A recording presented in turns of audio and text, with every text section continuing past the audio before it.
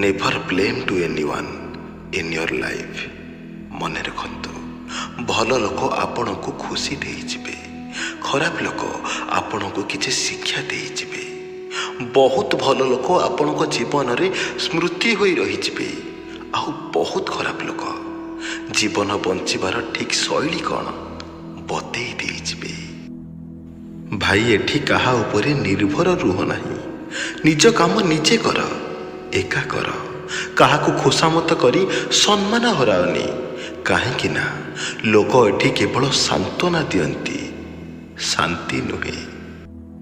ନିଜ ଲୋକ ହିଁ ଘର ଭାଙ୍ଗନ୍ତି, କାରଣ ବାହାର ଲୋକ ବା କେମିତି ଜାଣିବ ଘରର କେଉଁ କାନ୍ଥ ଶକ୍ତ ଅଟେ ଆଉ କେଉଁ କାନ୍ଥ ଦୁର୍ବଳ ଅଟେ।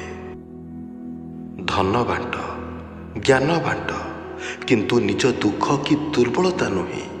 କାରଣ କିଛି ଲୋକ ସୁଯୋଗ ପାଇଲେ ତୁମ ଦୁର୍ବଳତାକୁ ନେଇ ଉପହାସ କରିବେ, ଆଉ ସମୟ ଆସିଲେ ଆଘାତ କରିବେ। ହ୍ୱାଟ୍ସଆପ୍ କି ଫେସବୁକ୍ରେ ଷ୍ଟାଟସ୍ ଚେଞ୍ଜ କଲେ ଆପଣଙ୍କର ଜୀବନ ଚେଞ୍ଜ ହୋଇଯିବ ନାହିଁ।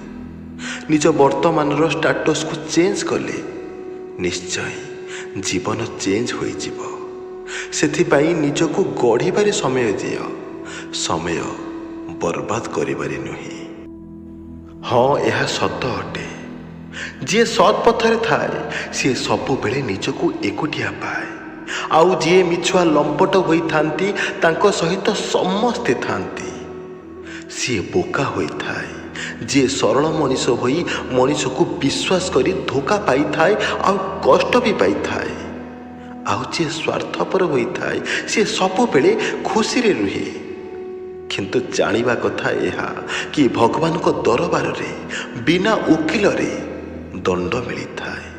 ସବୁର ହିସାବ ନିକାଶ ଉପରେ ଚାଲିଛି। ସେଥିପାଇଁ କ୍ଷଣିକ ଖୁସି ପାଇଁ କାହାକୁ ଆଘାତ କରନ୍ତୁ ନାହିଁ, କାରଣ ଯେଉଁଠିକି ଆମର ଆଖି ବି ପାଇବ ନାହିଁ ସେଠାରୁ କେହି ଜଣେ ଆମକୁ ଜୁମ୍ କରି ଦେଖୁଛି। ମଣିଷ ଶରୀରରେ ସବୁଠାରୁ ସୁନ୍ଦର ଅଙ୍ଗ ହେଉଛି ତାର ହୃଦୟ। ଯଦି ହୃଦୟରେ ଅଳିଆ ଭରି ରହିଛି ତେବେ ସମ୍ପୂର୍ଣ୍ଣ ଶରୀର ଯେତେ ବି ସୁନ୍ଦର ହୋଇଥାଉ କିଛି ଫରକ ପଡ଼େ ନା। ରାଗିଯାଇ କାହାକୁ ଏତେ କଠୋର ଶବ୍ଦ କୁହନ୍ତୁ ନାହିଁ ଯାହାକୁ ତୁମେ ନିଜ ପାଇଁ କେବେ ଶୁଣିପାରିବ ନାହିଁ।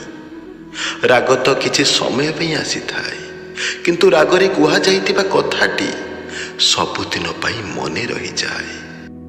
ଖୁସିରେ ରହିବାର କେବଳ ଗୋଟିଏ ସହଜ ଉପାୟ, କାହା ଉପରେ ନିର୍ଭର ରୁହ ନାହିଁ ଏବଂ ଭଗବାନଙ୍କ ବ୍ୟତୀତ କାହା ଉପରେ ଆଶା ରଖ ନାହିଁ।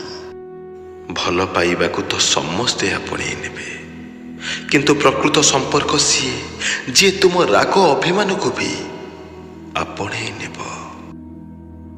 ପ୍ରଶଂସା ଯେତେ କଲେ ଚଳିବ, ହେଲେ ଅପମାନ ଦେଖି ଚାହିଁକି କର, କାରଣ ଉପରେ କେହି ଜଣେ ପ୍ରଶଂସା ଦେଉ କି ନ ଦେଉ, ହେଲେ ଅପମାନର ମୂଲ୍ୟ ଶୁଦ୍ଧ ସହ ଫେରେଇଥାଏ।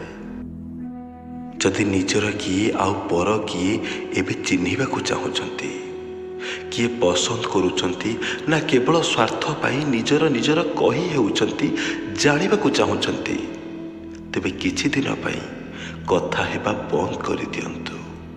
ଦେଖିବେ ଯିଏ ନିଜର, ଯିଏ ଆପଣଙ୍କୁ ପସନ୍ଦ କରନ୍ତି ସିଏ ଆପଣଙ୍କ ସହ କଥା ନ ହୋଇ ରହିପାରିବ ନାହିଁ।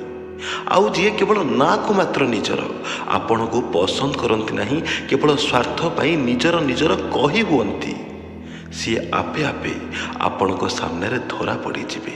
ତାଙ୍କର ସବୁ ମୁଖା ଖୋଲିଯିବ। ବେଳେ ବେଳେ ମଣିଷ ବଦଳି ନଥାଏ, ବାସ୍ ତାଙ୍କର ଅସଲ ଚେହେରାଟା ଆମକୁ ଆଗରୁ ଜଣା ନଥାଏ। ଇଜ୍ଜତ ଓ ସମ୍ମାନ ଅଜବ ଜିନିଷ।